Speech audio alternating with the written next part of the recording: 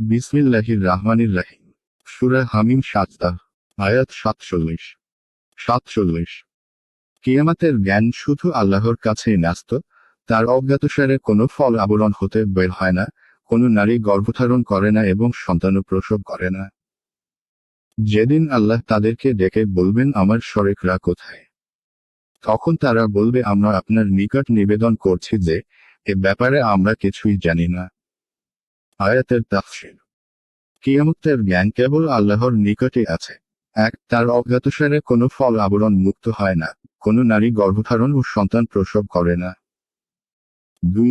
যেদিন আল্লাহ ওদেরকে ডেকে বলবেন আমার অংশীদাররা কোথায়, তখন ওরা বলবে আমরা আপনার নিকট নিবেদন করেছি যে এ ব্যাপারে আমাদের মধ্যে কেউ সাক্ষী নয়। 3. অর্থাৎ আল্লাহ তাআলা ব্যতীত কিয়ামত সংঘটিত হওয়ার সময় জ্ঞান কারো কাছে নেই।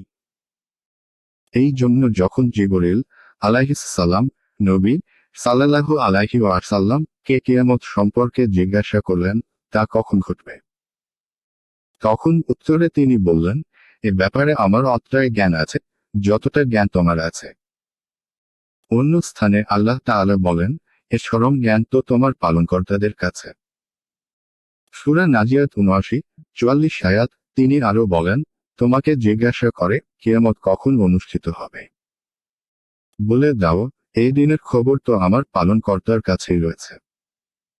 সূরা আরাফ ৭-১৮৭ আয়াত ২। এখানে আল্লাহর পরিপূর্ণ ও সর্বব্যাপী জ্ঞানের কথা বর্ণনা করা হয়েছে।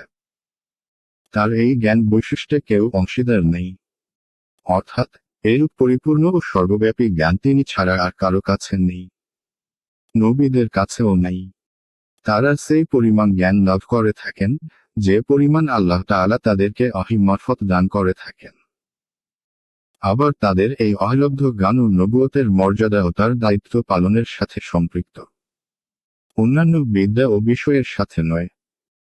এই জন্য কোনো নবী বা রাসূল, চাহে তিনি যত বড়ই মর্যাদাবান হন না কেন, তার জন্য এ কথা বলা বা বিশ্বাস রাখা বৈধ নয় যে সৃষ্টিজগতে যা ঘটেছে এবং ঘটবে তিনি সব জানেন।